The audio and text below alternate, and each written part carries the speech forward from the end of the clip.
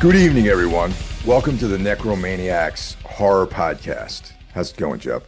Going good, man. Nice to be talking to you again so quick. Yeah, dude, and it feels very fall today. The weather, man, it's like dreary and overcast and kind of chilly right now. Same here in good old Connecticut, dude. It's funny, it's just yesterday I woke up like thinking I was fucking had a fever or something. Like it was like hot. And now it's really settling into September. And I mentioned this before. I'm really excited for my first New England autumn in over 20 years. Yeah, I imagine Texas doesn't really get that nice autumn spirit, you know? Nah, Texas has like Texas, it's just summer year round, Yeah, interrupted by like maybe a week or two of ice storms. ice storms. Yeah, that's right. So I'm very excited. I have a birthday coming up this week. Oh shit! Yeah, I'm gonna be 49 years old, Mike. Hell yeah, man. Yeah, getting up there. Yeah, dude. We're all getting old. Yeah, well, there's nothing you can do about that. You either, Well, get old they say 49 is like the new 29. So yeah, I mean, I behave like an irresponsible fucking teenager, but let's straight away. Let's give a yeah. shout out to the other horsemen of the podcasting apocalypse. So as you know, we're listening. If you're listening to this show, you definitely should be listening to the other shows if you are not already. And of course, we're part of a group called the Horsemen of the Podcasting Apocalypse. Kicking things off every other Monday, we've got Brandon Legion's Horror Wolf 666. And Brandon and I, as well as being bandmates in Abraxas Horn, Hmm. are doing a collaborative effort called The Black Lodge, where we're going through all the episodes of Twin Peaks, the movie, all that stuff. So, probably as a result of David Lynch's recent passing, we decided it was time to revisit Twin Peaks, and we're switching off between Everything Went Black and Horror Wolf 666. Up next on Tuesday, we've got Jackie Smith's Into the Necrosphere, the greatest extreme music podcast in the land, and I'm going to be on an upcoming episode. It's he invited me to come on the podcast to discuss the release of the forthcoming Tombs record, Feral Darkness. So that's keep your eyes out for that one. Wednesday is a double shot day. We've got Everything Went Black, which is my podcast, and we have Iblis Manifestations brought to you by Cheyenne of the great band Trivax. Thursday, aka Necro Thursday, is another double shot day. We've got the Necromaniacs horror podcast, which you're listening to right now. And we also have day one of Soul Knox, brought to you by Carl Hykera. And that's for all things dark, sinister, occult, macabre. That's Carl's wheelhouse. And I'm actually going to there's a possibility that Carl and I may meet face to face in a No. few weeks out in Denver. I'm going to be doing a little business travel, and I'm going to be close by. So there's a possibility that we may meet. So that should be cool. Friday brings us Spitball Media, which is an irreverent current events pop culture podcast. Saturday is a day off, so go out, get yourself a pumpkin spice latte. So buy a scarf, that kind of thing. Get some Halloween, stuff together for the upcoming season. Because on Sunday, Carl, the Sinister Minister, Hykara returns with day two of Soul Knox, and now is a good time to mention Carl and mine collaboration. We're doing Darkness Weaves, which is a exploration of the work of Carl Edward Wagner.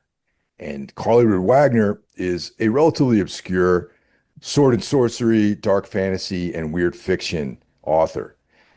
Currently, we're wrapping up the Kane novels.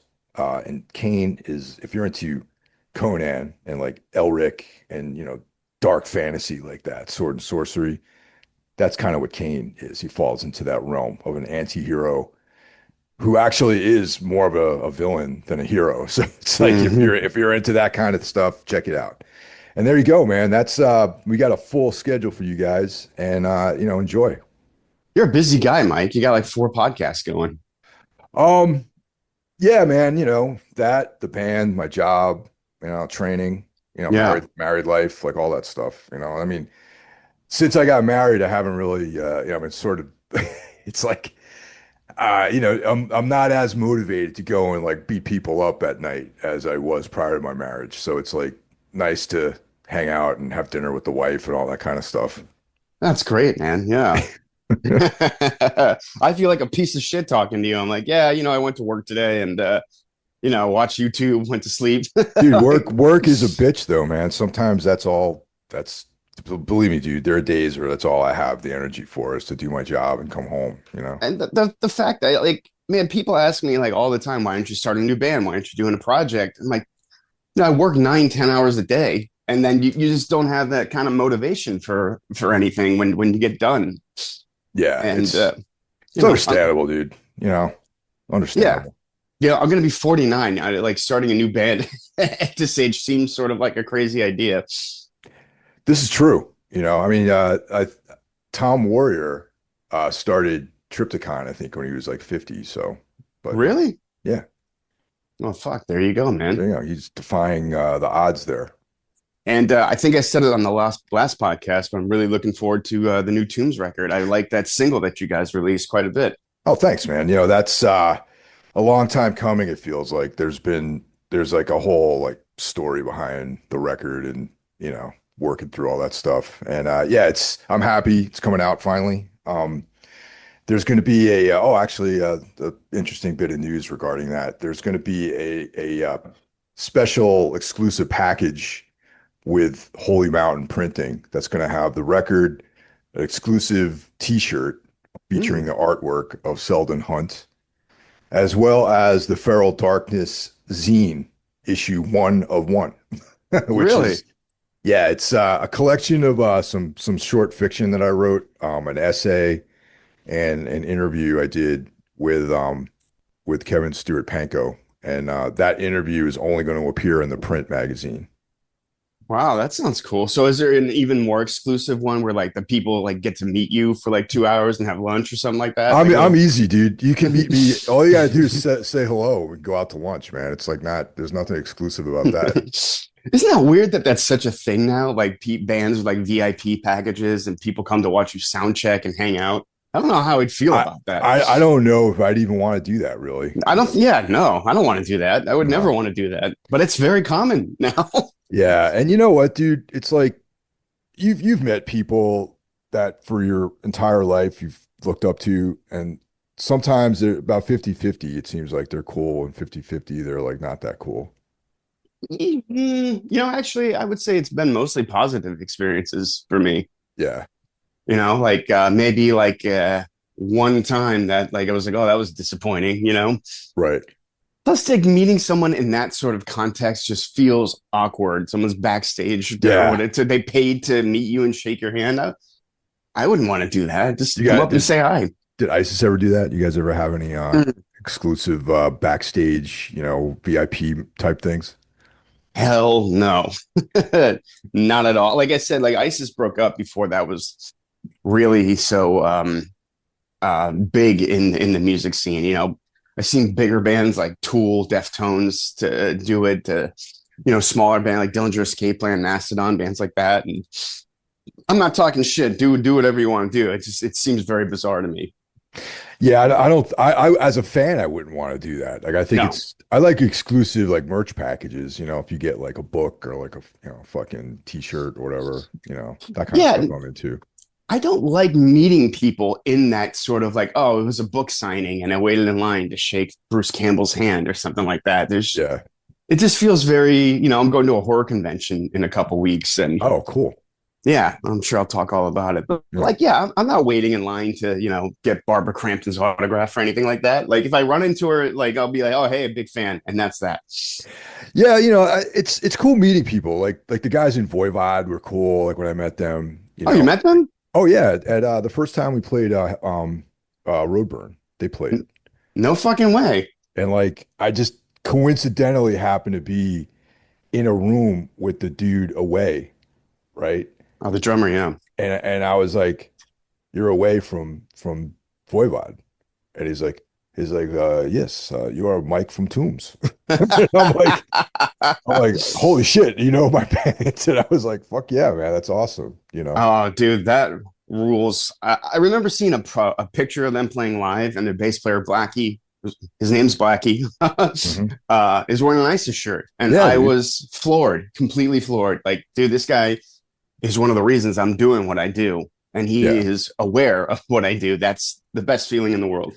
That is the coolest thing ever, Net, man. And I know you like Voivod too. So they were like one of, I mean, if you guys listen to the Thrash episode that me and Mike did with Jackie, you know, Voivod was on there for my one of my top bands. So it's like that they were one of my favorite bands. They still are one of my favorite bands, but in that formative era of my life when I was getting into like Slayer and like, you know, all that kind of stuff, like Voivod just they were at the top of the list, man. They're just because how weird they sounded and the artwork and the vibe and back then, you know, there was like this sort of mysterious vibe around the band too. And this like yeah, being like into like, you know, French comics like, you know, Philippe Drouillet and that kind of stuff. Mm. Like there's something about that Mobius artwork and the Voivod artwork and the music and how discordant it was, and especially becoming like a, you know, being a huge Black Flag fan and really being into that discordant sound and then hearing it in like a thrash band was like, holy shit, this is like exactly the kind of stuff I like. Yeah, I mean, I heard of them as I think I was really like 14 years old and just sort of getting into that kind of music, and there was just nothing like it at the time. Yeah. And I got into them when Angel Rat came out, which is not really a popular album, but No, since it no, was it's like great. my yeah, I love it. That was my introduction to Voivod, and I thought it was incredible. Another like unsung record by them is Phobos, man. That record is fucking great, I think. Yeah, I think it had like a small group of people who were like, "Hey, the new Voivod's actually great." Because people were kind of like bummed on them, like they had a new singer and like it was Yeah. kind of very, very like kind of beat down metally. Really? And I thought it had like more of like a this kind of like well, creative like energy to it, I thought, you know. Phobos did, yeah, but the record before that, where Eric Frost like was the his first record with the band or whatever his name is, it was really like metal. So like another album with that lineup, oh, no, I don't think people were that excited about. But I started to hear rumblings like, oh, it's actually really good. I I, remember exactly where I was when I heard it for the first time. It was I was living on 38 Calumet Street in Mission Hill up in Boston. And I like remember. I probably stole the promo of it or something from Newbury Comics. You know what I mean? Because Yeah, I yeah. was working there in the warehouse and I think I know for a fact I swiped the promo. Like I just grabbed it and took it away. Statute of limitations. You can't be arrested for it. And and then I'm like, oh, Voivod, cool. You know, it's like, so I went into my room there and I was listening to the whole record in one sitting. And I was just like, man, this is like some next level shit, man. And that was right around the time I was starting Anodyne, and you know that definitely like kind of like informed what I was trying to do with that band too. You know. Absolutely. I see that. I see the connection. Yeah. So yeah, that was a little tangent we went. I didn't know what started. I don't know what started that, but I yeah, have no idea what we were talking yeah. about. One last thing. The Jason Newsted era came after that, and wasn't the biggest fan of that Yeah, lineup. yeah. I'll have to agree with you on that. Yeah, sorry, Jason. I know you're listening, buddy. Yeah, but it is pretty sick for him to go from Metallica to playing Voivod. I know, man. I was like, dude, you go to playing in front of what 20,000 people to playing in front of like a couple hundred. Like that's got to feel bizarre, but yeah, Yeah, like dude, he put that band like in a lot of people's eyes that never heard him before. So good on him. yeah. So have you checked anything out? Anything interesting? Yeah, Cool. but I've been listening to a lot of Voivod lately. Oh, there you go. No, Mike, it hasn't been that long since we did our last episode, Yeah. and I haven't really checked out anything. I've reached that phase in my life where I'm like just an old man sitting in front of the TV, and you end up watching something just because it's on. Yeah, It's I know the like, feeling. Yeah. yeah, like I just watched Shawshank Redemption, a movie I've seen hundreds of times. Just sat there, nothing better to do but to sit there and watch this movie for the millionth time. That's a great film though, man. I mean, it's awesome, you know. Dude, it's great. It's probably one of the best Stephen King adaptations, and it's getting me more excited for the Long Walk, which Oh comes yeah. out by the time this episode drops, it'll be like coming out the next day. So I've been, on my Alien Earth thing, still really yeah. enjoying that. On Friday, Tina and I went to go see the new Conjuring movie, Last Rites. Oh yeah, how was it? Yeah. Yeah, it was good. I have to say, since I watched all the entire Conjuring universe last week. So I watched all the movies, I watched all the Annabelle movies, and I watched all the Nun movies on wrapping everything up Thursday night. And then Friday, we went to see the Last Rites film at the Claridge in Claremont, New Jersey. Oh, that's Nice, cool. totally cool. One of our favorite independent theaters. And yeah, it was cool. It was the last show of the night, and it was like, maybe there was like maybe 15 people there, you know. Oh, nice. But it was cool. It was it's it's enjoyable. It was a fun movie to watch. Having spent the entire week watching all those movies, you kind of, it's like a cozy feel to the film, It's like you kind of like the characters and stuff like that. Yeah, sure. Yeah, I don't love those movies, but I thought the first two were really solid ghost stories. Little over the top in parts, but I don't have Yeah. anything against them. The On the complete opposite end of the spectrum, yesterday afternoon, I rewatched Kill List again. Oh, really? Yeah. Incredible movie. I just cannot say Uh, enough great things about that film.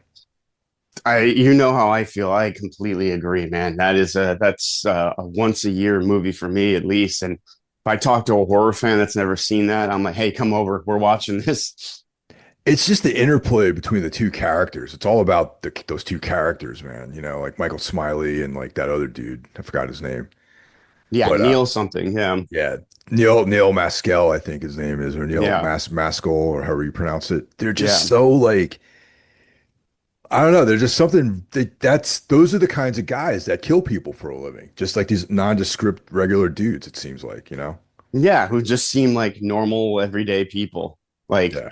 that is a perfect film. I love every aspect of it. Every time I see it, I see some new hidden depth I didn't see the time before. I am so looking forward to the special edition of that. And like Michael Smiley just seems cool. Like I wish like Michael Smiley was like our tour manager in Europe or something like that. You know what I mean? He's got that vibe, doesn't he? Doesn't he does. He's like, all right, mate, you gonna pay up now? Like He so reminds me. Did you guys ever do anything with the magazine Rock Sound over in the UK? no. Oh yeah, we did a Not bunch that of I stuff know with of. them. Like he reminds me of someone who would work there. That's him. Yeah, fucking great movie. So Uh yeah, so that leads us up to we got some calls this week. So if you want to hit us up on the Necro phone, it's 908-913-0782. And first up, we've got Tavis from Pittsburgh. Hey, gentlemen, it's Tavis from Pittsburgh calling in. Just want to say, show's been great, man. Really enjoyed the Jaws extravaganza. That was entertaining. That was good times. And yeah, I actually went and checked out Weapons myself, and it was way better than I expected. Kind of didn't really have any expectations at all, and it was really good. I dug that. It's cool you covered that already. Also want to let you know, I just Friday morning went and saw a matinee of the Toxic Avenger, and got to say it was really good. It was a proper reimagining, but it definitely kept the spirit of the original and of trauma films in general. It was good. I dug it. I recommend checking it out. Also had a nice homage to noted trauma fan Lemmy in there, and David Yao is in it too, so that's pretty cool. And I know I brought it up in past calls, man, but have any of you checked out Henry Part 2 yet? Mask of Sanity. I know I've been harping on it for a while, man. I dig it, man. I'm a fan. I think it's really good. It's gritty, good acting, and definitely had a big shoes to fill after the original, but I feel like it stands on its own. It's a good movie and worth checking out. So, want to hear anybody's thoughts on that, but hope everybody's all fine and well, man. You're all doing good out there. And talk to you soon. Take care, guys. Bye-bye. Hell yeah, man. Glad to hear from you, Tavis. The Toxic Avenger, I need to see that in the movie theater. Definitely. Yeah, Yeah, that's I mean, like the trauma films. I guess I'm of that generation where those were like really, really a thing. You know what I mean? sure. Yeah. Yeah, Yeah. I can't say I'm a really a big fan of Trauma, but Toxic Avenger was one of those sleepover movies when you're like 11 years old that you watch with like your buddies, like something you're not supposed to be watching. yeah. And then you see it and it's really just goofier than you're expecting. um, I'm wondering, I hear a lot of great things about this new version with Peter Dinklage. So I'm curious, but that's probably going to be a rental for me. I think I want to see it in the movie theater. If I could see it, if it plays in like one of these cool like indie places that I like to go to, because I don't go to AMC anymore. Fuck that place. I hate AMC. Yeah, me too. Um, I'll see it, but if worse comes to worse, I'll wait for it to stream. But I really want to catch it in the movie theater. That seems like a nice, date night kind of thing. Yeah, and it feels like that movie has been like soon to be released for years now. Yeah, yeah, yeah. I want to find out more about why it took this long to come out. Yeah, Peter Dinklage, he's always fun to watch. So I'm a huge fan of yeah, his. And apparently David Yao pops up in this movie too. I love it when David Yao pops up and things. Yeah, Like, yeah, he's yeah. great. Big Uh, fan. and I know we've talked about Henry Portrait of a Serial Killer 2, and still haven't seen it yet. So what about you, Jeff? Have you ever seen that? No, no. I mean, Henry is on the list of movies that I never want to watch again. Yeah, that's not a feel-good movie. And I up until a few months ago, I guess when we discussed it on the podcast, I really wasn't aware that they'd made a sequel to it. No, yeah, yeah, me neither. Like that was shocking to hear when like maybe it's like an American Psycho 2, one of those like cash-in sequels that just like, oh, we'll throw a 2 on this and put it direct to video. Yeah. My understanding, based on what Tavis said, that it's actually if you can forget maybe that it's a sequel, it's pretty good. I didn't know Michael Rooker's not in it, is he? No, no, no, different guy. Okay, yeah, there you go. Yeah. Curious though, but like I said, that's a universe I don't ever want to go back to. I watched that when I was 16 years old with like my girlfriend, and both of us just having this like look of horror on our faces when it ended. I I feel like that world exists maybe not too far away from the world that we both live in. You know what I mean? Like that's out Yeah, there. Like, you know, um, if that could be happening right now, like just 2 blocks away from where I'm sitting. You never know. yeah, it's definitely happening 2 blocks from where I'm sitting. Oh yeah, yeah, Yeah, but that Martyrs, Serbian film, these are just like they're in a class of their own. As in, like I just know never again. yeah. The that movie really, really fucked me up the first time I saw it when I went back when it surfaced. You know, I mean, it wasn't like there was a big release for like Henry, but it just kind of surfaced. Like Yeah, you found it like out there in the weeds somewhere and decided to watch it. that's exactly right. Like you saw the VHS cover at the video store, and you're like, "Oh, what's this?" Yeah, Like, you know what? When we just did the Snowtown movie, that brought back those kind of feelings. Like, because I never planned on watching Snowtown again, and then we nope. covered it. I'm like, well, it's been 10 years or whatever since I've seen it. I have to watch it again. What a downer movie. Another downer. Henry and Snowtown are equal in that respect, I think. I think Snowtown might have hit me a little harder, but I've seen it more recently, so maybe that's why. Yeah. Yeah. Well, once again, thanks for calling, Tavis. Up next, we got Jason from Seattle. Hey, Necromaniacs. This is Jason from Seattle. I just finished listening to your episode on Bring Her Back. I started it at like 3:30 in the morning. I work really early. Got me through the first part of my day. I really liked it, like you guys. I like the parallels you made between that and weapons. I also thought when I saw it in the theater that with the aspect of grief in it, that it also reminded me a lot of another kind of, I'm not sure if it's a horror movie, but kind of a folky, kind of witchy movie from a few years back, A Dark Song. I don't know if you guys remember that movie or not, or if you ever talked about it on your podcast, but that is another really, really fantastic film. Totally worth watching if you haven't. Anyway, yeah, I don't know. I really liked it. It's probably going to be one of my favorite movies of the year.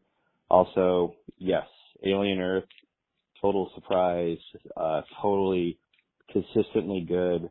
The fact that they started ended the first episode with mob rules pretty much sold me on it. Keep up the good work. Love your podcast. Cheers. Cheers. Another early riser, man.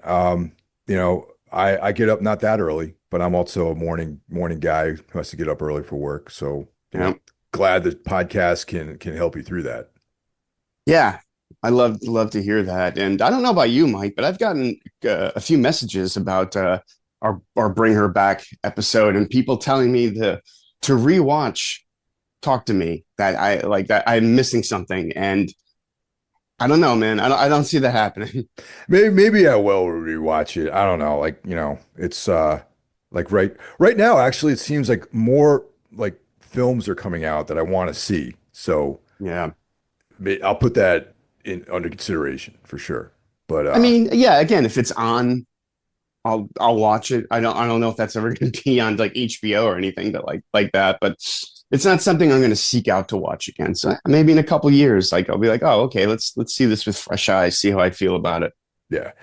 But yeah, man, A Dark Song, that's a good call. I can Yeah. see the similarities with A Dark Song. That movie's good. I have watched that a few times, and I believe that we discussed this at some point over the years. Yeah, I feel like we must have. I too really loved that movie and took me by surprise. I wasn't really expecting much. It was one of those IFC midnight releases where like, it was kind of 50-50 of the quality. And that one kind of blew me away, man. Like a cast of like 2-3 people, real small movie, and just it was a fucking home run, man. I liked it a lot. Yeah, I mean, as you know, and probably everyone else listening, you guys know I love those types of small casts, mostly dialogue, like very much heavily relying on the actors' performances. And yeah, Yes. that's a really cool movie, A Dark Song. Yeah, very similar to the movie we're about to discuss. Theoretically, like maybe on paper. All right. Yeah. So as Jeff led into it, so our feature of the week is War of the Worlds 2025. Yep, aka Ice Cube's War of the Worlds. Yeah, it's on a Prime. I guess it's exclusive on Prime right now. Yeah, I wonder why. So directed by Rich Lee. I guess he's a music video and commercial guy. He's done Yes. videos for Eminem and Lana Del Rey that Oh, I don't know that personally, but I've read that he's done those things. yes. Written by Kenneth A. Gold and Mark Hyman. I can't say I'm familiar with those gentlemen either. Nope. Of course, based on the H.G. Wells novel, which is a classic. But I want to also remind everyone that there's a War of the Worlds UK series that came Mm. out in 2019 through 2022, and there's three seasons of that. And have you seen that? No, and I did want to get into that. Like I wanted Dude, to see like, oh, there's so many versions of the story. yeah. That was the most recent version, and it's not really a retelling of the novel. It's it's the same thing as like Alien Earth, where Alien Earth takes like the kernel of the idea and just runs with it. And that's kind of what the War of the Worlds UK series did. It's probably a good way to go. Yeah, like they're not trying to retell the story. And it's so good. It's like a British and French production. Oh, okay. Highly recommend it. And I recommend maybe even talking about it. Maybe after you watch Sure. it, maybe I'll rewatch the series and we can just go through it because it's fucking great, I thought. Okay. It's probably not nearly as good as this, but okay. Okay, so this one was released July 30th, 2025. So it's a 2025 film, in case anyone wants to put this on their list. It'll be on some lists. It's 89 lean minutes long. So there you go. Hmm. Cast, we've got Ice Cube as Will Radford, a surveillance and threat assessment guy that works for the government. He's a DHS employee. You know, he basically watches people all day long. Hmm. Hmm. Um, Eva Longoria as Dr. Sandra Salas. She works at NASA. She's like they have some kind of professional like relationship. Clark Gregg as Donald Briggs, Director of Department of Security of Homeland Security. Iman Benson as Faith Radford, that's Will's daughter, and she's a biomed researcher who coincidentally is with child. Henry Hunter Hall as Dave Radford, that's Will's son. He's a gamer. And then something else, as we'll get into. Yes, Okay. we will. We got Devin Bostick as Mark Goodman. Faith's Amazon driver boyfriend. That seems highly unlikely to me, but that's somehow, Yeah, I thought that too. yeah. Um, we got then we got a couple more people who play like we got Michael O'Neill as Walter Crystal. He's a Secretary of Defense, just recently renamed Department of War. Mm. Andrea Savage as Celia Jeffries, an FBI agent, and Jim Meskimen as the President of the United States of America. Yeah, reading that cast, it's bigger than I like was remembering in my head. Like I remember this like there's like four people in this. Well, mostly there is, but there's all these like ancillary kind of like people who jump in and out of the narrative. Yeah, yeah, 100%. Yeah. Yeah. Okay, so I'm going to say this. I don't think I disliked this movie as much as you did. Well, I mean, I can't really say I disliked it that much either. I had a blast watching this, Yeah. but I mean, this movie was I had no idea how bad it was. I had heard rumblings that it's not very good and had seen like the very low Rotten Tomato score. But I was not really prepared for the disaster that I watched. But All I right. mean, dude, you know me, man. I love a good fucking bad movie. I will watch Danzig's Veronica movie Oh over yeah, and over again. dude, totally. I don't. Yeah, I own that on Blu-ray. Yeah, That's a fucking great purchase. yeah. It's phenomenal to watch. I love it. I have the other one too, the vampire one too. I still haven't seen that. Yeah, yeah. We should cover that one. We really should. That's a Yeah. good idea. Yeah. Um. So I'm gonna say that the story is actually pretty cool. I think, like on paper, like the script for this, the outline of the story is interesting to me, and I think that I was thinking almost like this could have been like a comic book or something or a graphic novel, Yeah, absolutely. And it would have fared a lot better had or, it been. or yeah, or like animated or something like that, as opposed to like a live action film that's all shot all on screens, basically. You know, Yeah. Yeah. It's called a screenlight film. I didn't know there was a name for this subgenre. I guess that arose during the pandemic with The Host, might have been one of the first ones to come out. There's a few before that, like Oh, Unfriended, I think. oh yeah, I never saw that one. Yeah. Yeah, It's actually not as bad as you would think. yeah. So the whole movie takes place through you're on a screen basically, like MS Teams or Zoom or some sort of phone application where you can video chat with somebody, like FaceTime, that sort of thing. So there's no actual action that takes place off screen. It's all through the lens of your computer or mobile device. Right. Yeah. Okay. Yeah. Maybe an interesting way to approach this material. I mean, in a way, you think like about it, and you're like, oh yeah, that could totally work with War of the Worlds. Um, yeah, I mean, right away the thing that resonated with me a little bit was like you realizing on a date, because I'm a guy who sits in front of a computer all day Mm. for the most part. And we've got MS Teams, we've got all these different applications that you use to talk with people. You and I are using Zoom right now, you Hmm. know. And that really has become like ingrained in our life, you know. And this is like, I guess, like a way of demonstrating. You got, you know, FaceTime, you got, you know, there's like a Spotify thing where he's like listening to his playlist. You know, you get constant calls through MS Teams. He's like checking up on people with like the Apple, you know, you know, monitor app, uh, and like all these different apps are being used throughout the entire movie, which I thought was kind of interesting and sort of a statement on like our society that we live in. And Uh, we yeah. do, well, yeah, pretty heavy-handed, you know. And it's like, but I mean, it made you think about how really we have given ourselves to living in a surveillance state, really, you know? Oh, no, absolutely. And I think in a better film, that point would have been a little bit more realized and brought, brought to the surface. But I mean, here it's, I mean, Ice Cube's the hero of the movie. And like you see him completely abusing his power in the first like 5 minutes of this movie. Yeah, yeah, he's like redirecting drones and like, you know, And like it's, spying on people and all this other stuff too, you know? yeah, he's hacked into his daughter's phone to send text messages to her refrigerator even. Which by the way, man, that refrigerator felt such like a set decoration. Like the ketchup looked unused, and if Yeah. you look, there's like a bagel just sitting there, like not on a plate. I Like, don't think I keep my bagels in the refrigerator. yeah, exactly. Like cut in half, just sitting there on a shelf. Like that's no paper, plastic or anything. Completely bizarre. You know, it's a real drag.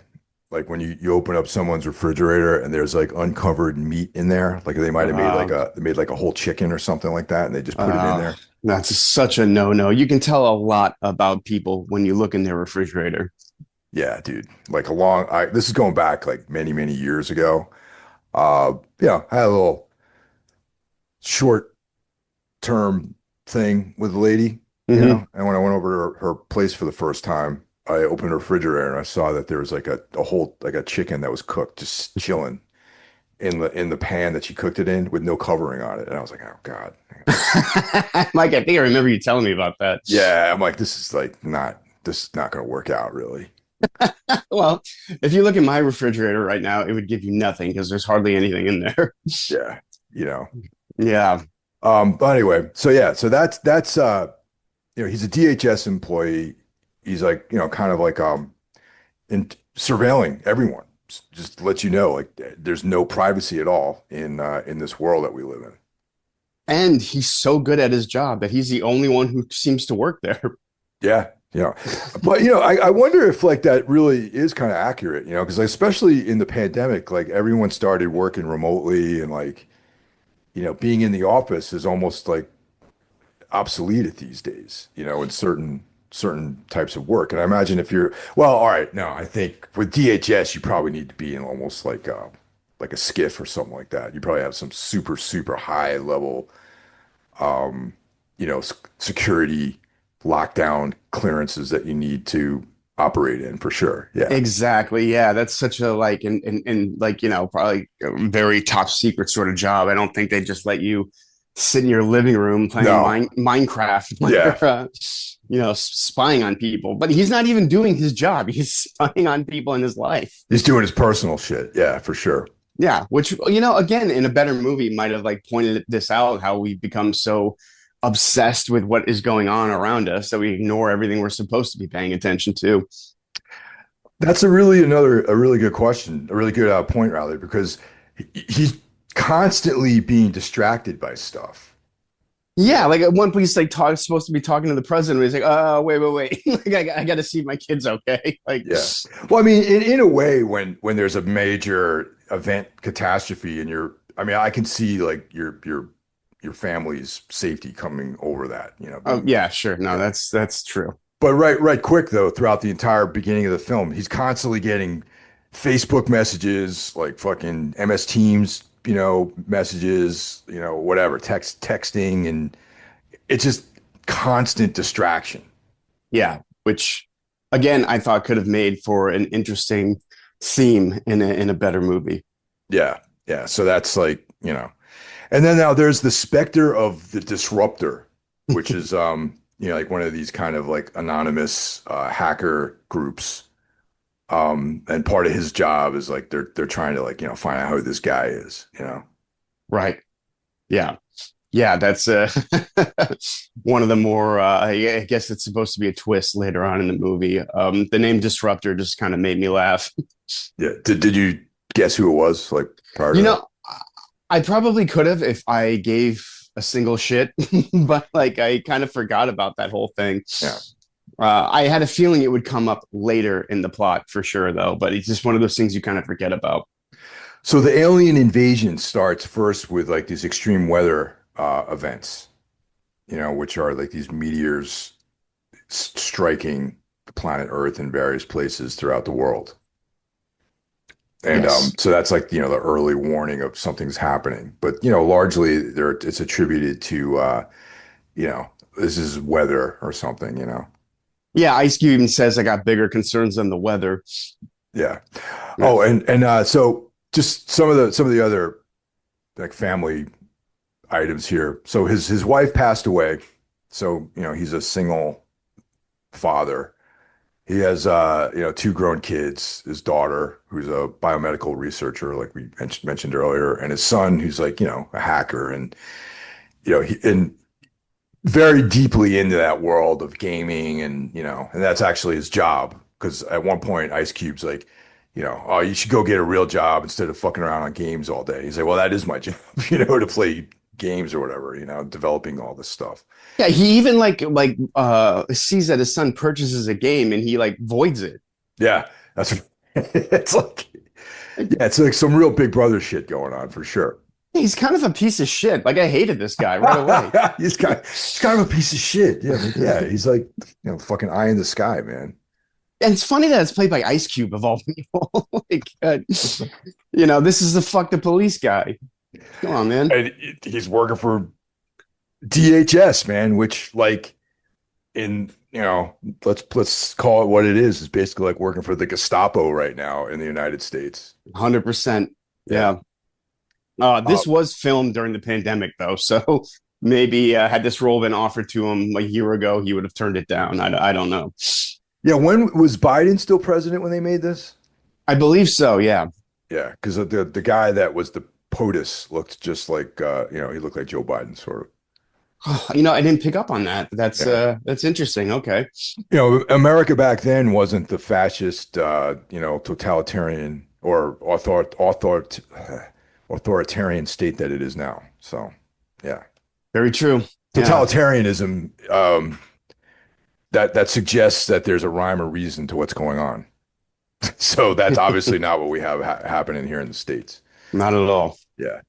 So the most odd character, as I mentioned when we ran down the cast, was her boyfriend, Mark. Right? Yeah, Dude, Mark.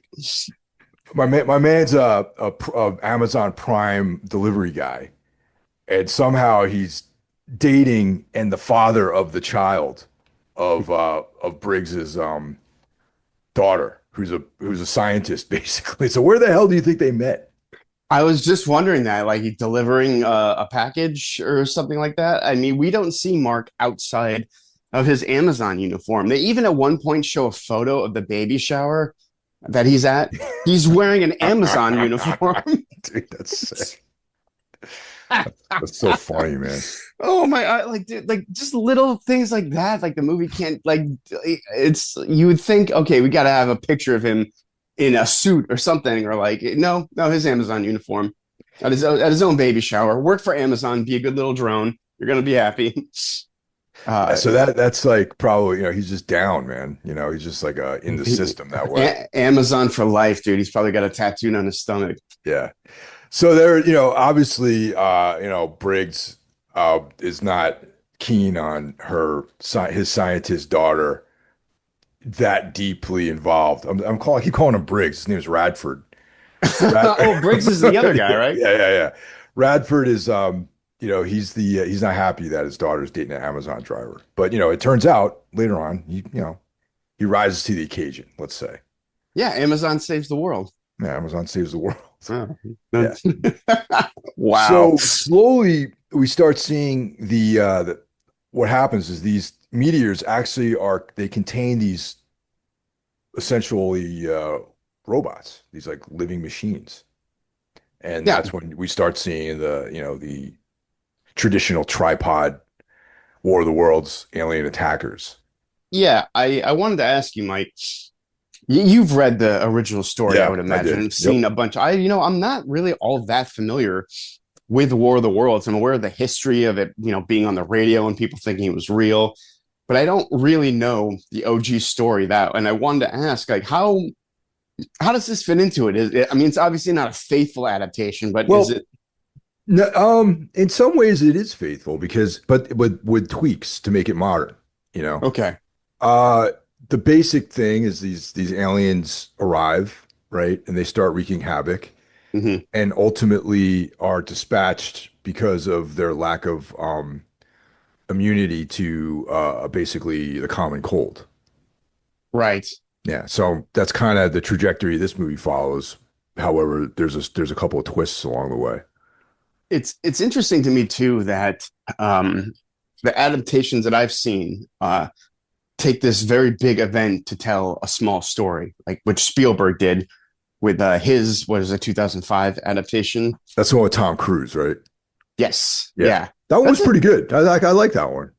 Yeah, I like it too. But I remember being like thrown off that like, oh, I thought this was going to be some big epic battle movie, but it's just Tom Cruise singing a Beach Boys song to his daughter. Like it threw me off there. But yeah, that's a pretty good movie. It's solid. Yeah, but if you want to get the real deal, read the novel and watch one of the earlier versions of this. I don't know what I would call the definitive War of the Worlds. Let's see what year that came out. Um, if you ever want to listen to something cool, listen to the photo play of or the sort of radio broadcast if you could find that. Yeah, it's probably on YouTube or something. Yeah.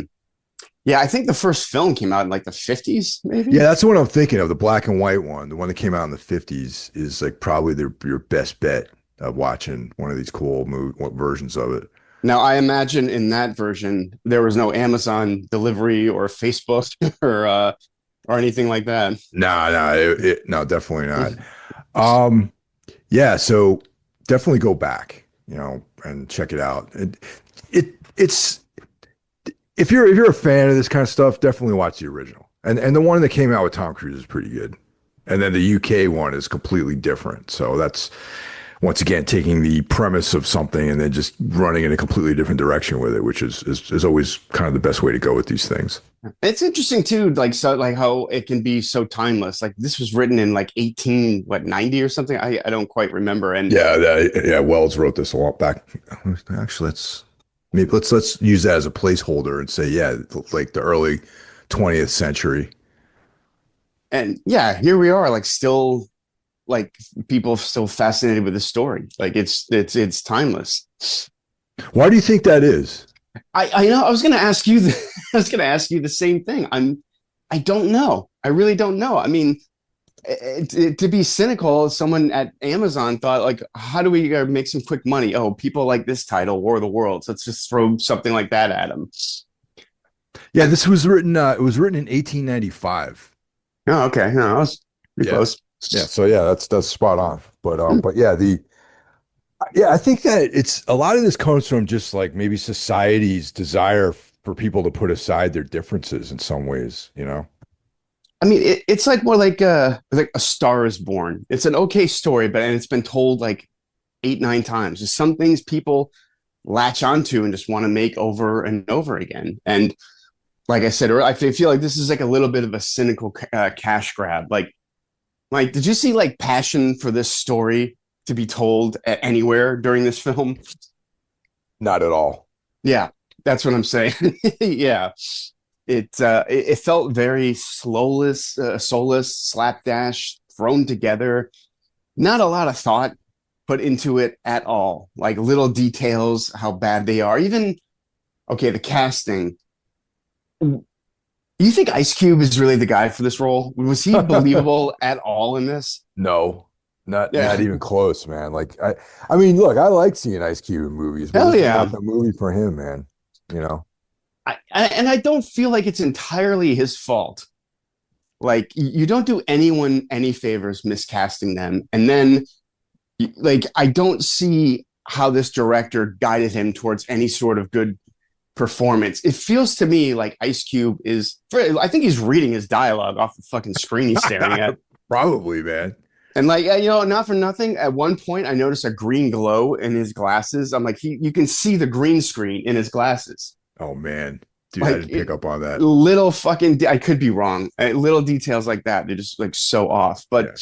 I mean, it feels like Ice Cube is just like the director's like, okay, Ice Cube, we need a reaction from you. We're gonna get like 8 shots of different reactions from you. That's what his performance feels like. Like something major will happen. He'll be like, oh man, you get out of there. And yeah, I know. Yeah, exactly. Yeah, yeah. There was like really no emotion in any of it.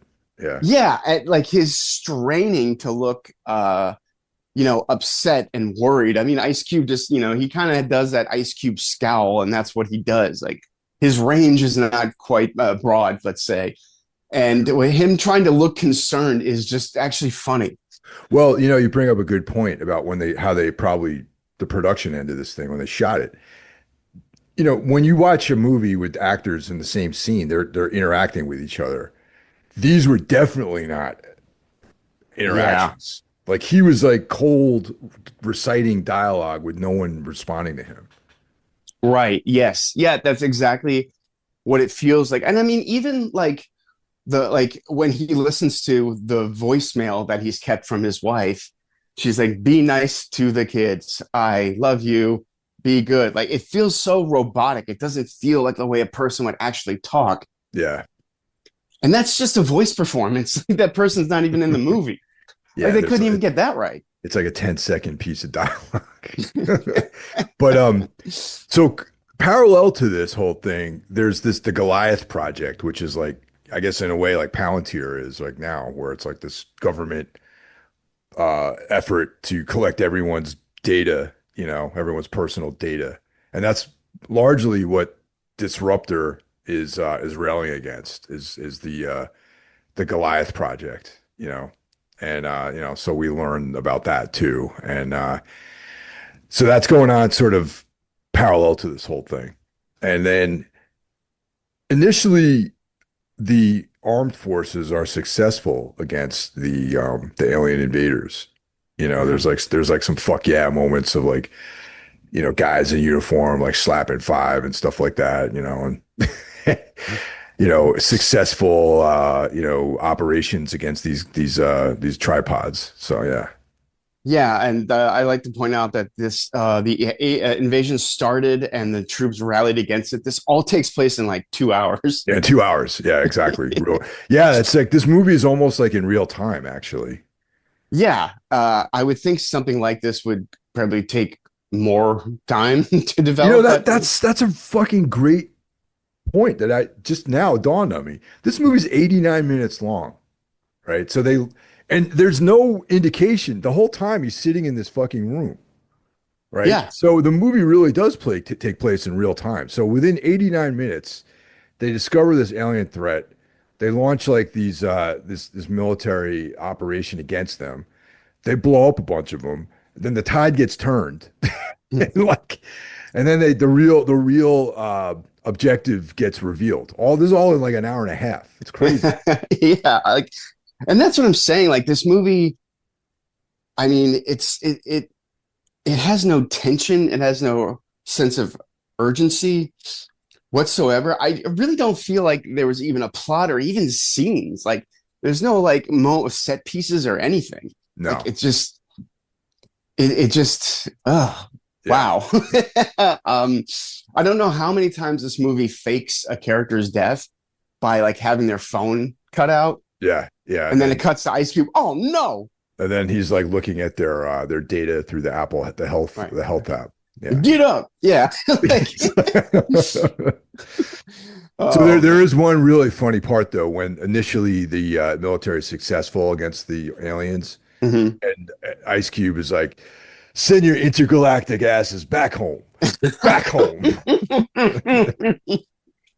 I can just see Ice Cube was like ad-libbing that after doing like a take 50 times, and like that's the one they fucking picked. Yeah, Yeah, that was again like these weird reactions from Ice Cube that don't really make a lot of sense. So it turns out that these aliens eat data. Okay. As you Which do. I thought that was a fucking interesting thing. Not so Sure. much that they eat data, but like if you think about what data actually is. And this is something I ponder all the time because like currently I'm designing data centers. So so data is actually um, binary information, right? Hmm. It's not like it's in English or, you know. So an alien intelligence legitimately could understand this stuff and translate it somehow into usable information. Hmm. You know what I mean? I find that fascinating, that point. But that's not really the direction they went with it. No. Like if initially I was like, oh, these aliens, they can get all this information and use it in a tactical sense against the rest of the planet. Like they could start controlling things. But that's Right. not really what it didn't go in that way at all. Went is like this is actual sustenance, like nourishment for these hybrid machine animal creatures, basically, you know? So yeah, kind of cool, I guess. So they're going to these data centers and like Hmm. breaking in and just devouring all the information, and we see that stuff is just disappearing online. You know, Yes, that gets one of the biggest reactions from Ice Cube is when they delete his Facebook page. yeah, it gets deleted. Photographs on his phone and in his cloud all go away, and it's like Yeah, it's tough. yeah, shit's happening. You know, All those vacation photos that he cherished so much gone. yeah. Yeah. So, but somehow this is all part of the Goliath project. I got to be honest, Mike. At that point, I had like checked out of like trying to like follow the story. Yeah, I don't. It's not clear to me really how that played into it, but somehow one of these like DHS guys was concealing that he knew about the aliens. Like it turns out. Oh, so by the way, Disruptor turns out to be Ice Cube's son. Totally believable too. That guy totally seems like he'd be a hacker. Yeah. Come So on. at this point, Ice Cube realizes like the government's connected to this, so he allies himself with his son, the Disruptor, and or his group, the group known as Disruptor. Right, So like the Banksy of the hacking world. yeah, so it's like a very very like anonymous kind of thing going on, Yeah. and yeah, so um from that point on, there's a oh they're zeroing in on the main database that's underneath the Department of Homeland Security. The aliens are. So the idea is that his daughter was developing some kind of like cancer eating microbe or whatever. And this is like another reach here. So Just a bit. yeah, so it's like we're going to take the DNA from this like microorganism and turn it into like code or something like that, and then inject that into the data center so that when the aliens eat it, they die basically.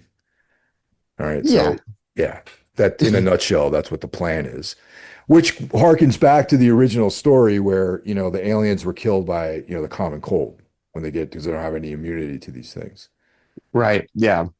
So there's like a scene at the end where, they got to they use an Amazon drone to deliver the thumb drive to, to Ice Cube when he's locked down in the bowels of the Department of Homeland Security. Um, and then he has to find his way to the data center. You know what I mean? So he's like going through different, you know, corridors and all this stuff. And then there's this tentacle comes out from the raised floor and is trying to get in his way so he doesn't engage. Now, I find it unlikely that there's like on the main panel in one of these data centers there would just be like a USB connection like that. Yeah. You would think. Yeah. Yeah. It's just I mean, there's so much wrong with everything you just said. I mean, yeah, at one point the character actually says, "We'll use an Amazon drone. It's the future of delivery." Yeah. I mean, I really I could not believe like such a like blatant product placement. And Amazon funded this movie, and it's very clear. I mean, at one point they like bribe a homeless guy with $1,000 Amazon Amazon gift gift card. card. Yeah, yeah. Yeah, like I rewound that. I was like, wait, I haven't been paying attention. What's happening? Um, yeah, so he's successful in his mission to put the USB into the the main panel there on the data center, the cabinet, the data cabinet, and then he injects the virus into the system. All the data that's being consumed by the aliens propagates through their whole network, and they die. And essentially, Ice Cube and his daughter and the Amazon guy save the world.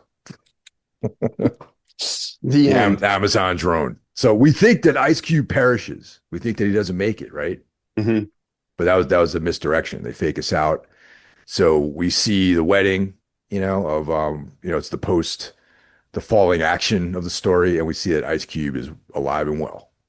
Yes, and in a different colored cardigan. He was wearing a blue one. Now he's wearing a red one. So once again, Ice Cube uniting the colors.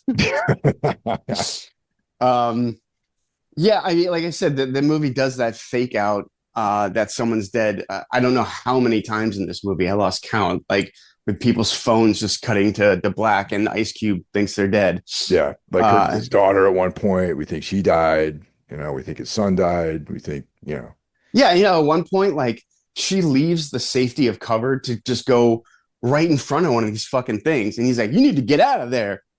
And he hacks a Tesla. Tesla. Yeah, yeah, yeah. Yeah. It was absolutely, utterly absurd on every level. It would have been real sick if it was one of those Tesla trucks that everyone's vandalizing now. Were those out when this was Actually, filmed? no, I think the Tesla, whatever the hell they're called, I think that was a relatively new, it came out afterwards, I think. Yeah, I'm surprised there wasn't like cameos from Jeff Bezos and Elon Musk in this. I mean, really, this movie was just a big ad for Amazon.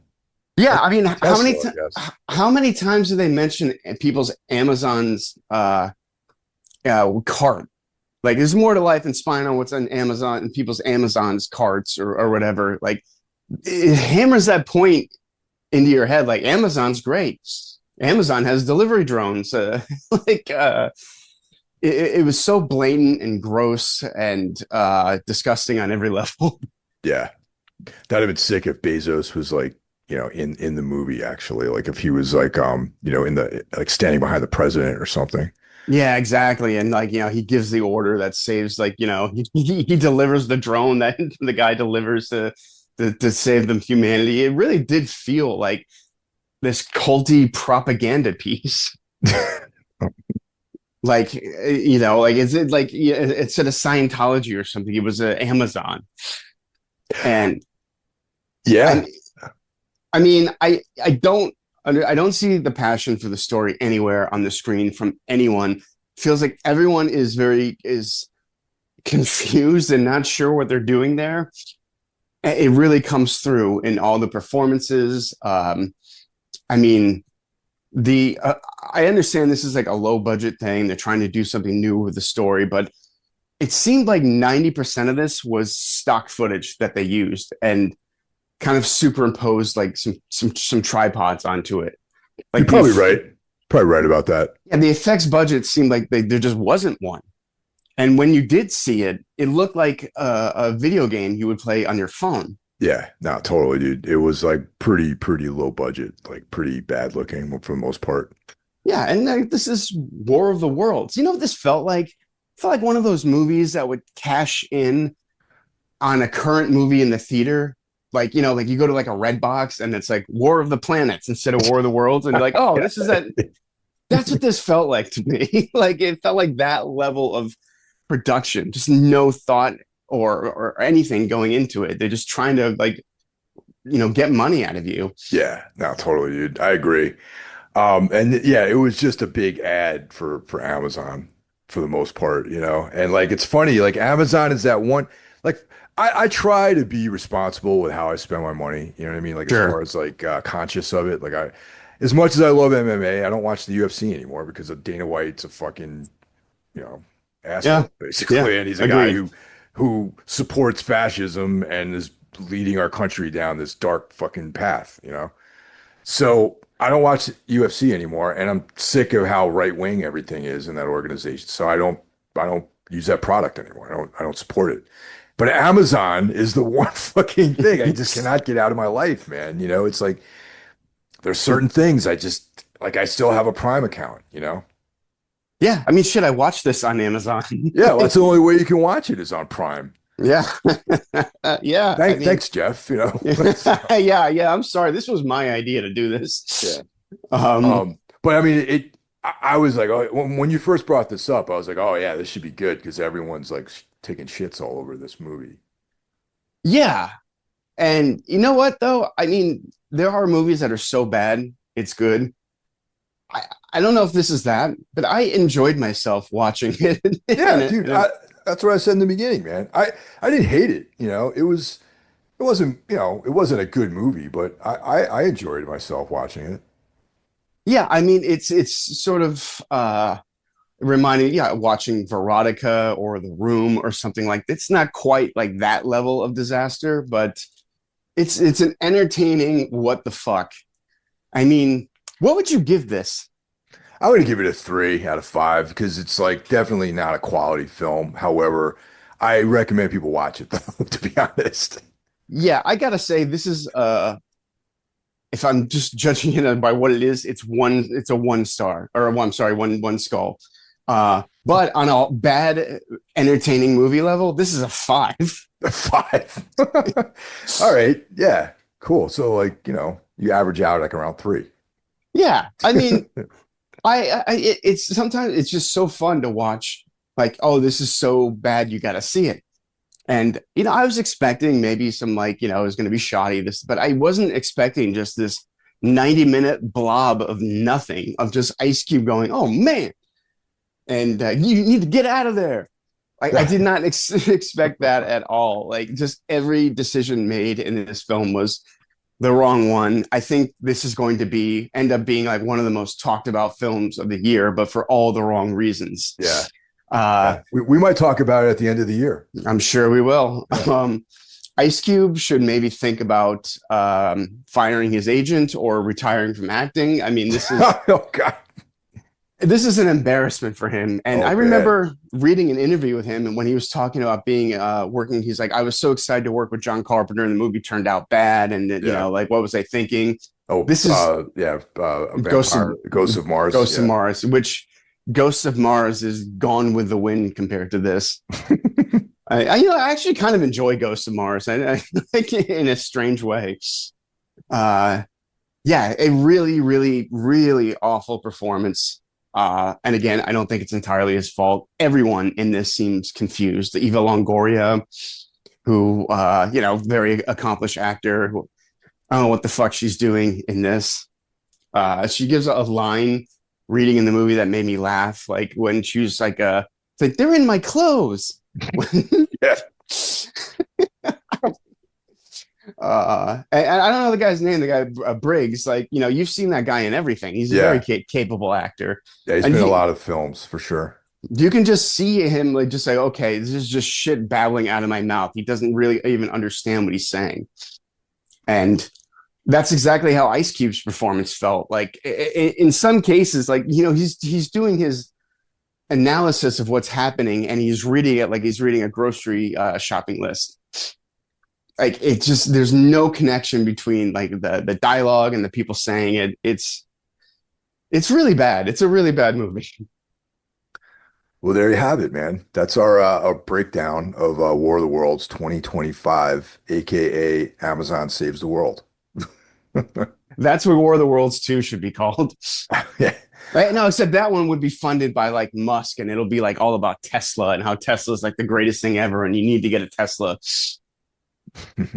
Or some other billionaire bullshit. Yeah. Zuckerberg's will have one. Oh yeah, Facebook does get quite a few mentions in this. So yeah, that's right. There you go. Zuck wasn't somehow had a hand in this too. Yeah, they should all be fucking embarrassed. It's like the sickest thing about him is like his like perm that he has. You ever notice that? I do. How did this guy go like from like, being like this like weird introverted nerd to going on the Joe Rogan podcast talking about how he likes hunting? He's a weird makeover there.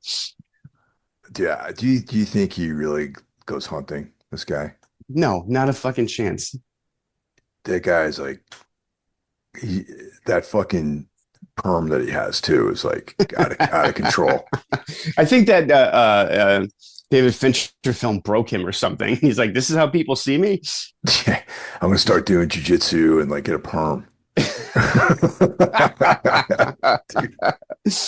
Oh man, but you know what? Yeah, I'm glad we watched this. It was a fun way to spend 90 minutes that felt like 3 hours. How old is Mark Zuckerberg? I know he's got to be in his 40s at this point. You think so? Yeah, 42-ish. I don't know. I'm just guessing here. I really don't know much about the guy. I don't really know. I know he owns Facebook and Instagram. Oh, that's right. Instagram's owned by, yeah, okay. Because a Meta, lot of, Meta. yeah, Oh, he's Meta. 41, man. You nailed it. Dude, I'm on a fucking hot streak here. I should play some bets today. I'm doing so Yeah. fucking good. Yeah. On DraftKings. Yeah, I'm surprised Yeah. there wasn't a DraftKings thing in there too. Oh, yeah. You know, by the way, if you're listening to DraftKings, we will take your sponsorship. Yeah. So other names, Zuck. That's in his Wikipedia profile. You know he put that in there. Yeah. I want to be called Zuck. The Zuck. Zuck. All right, man. That's enough of that. All right, everyone. So enjoy the rest of the week, and we'll talk to you guys next time. Take care. Take care.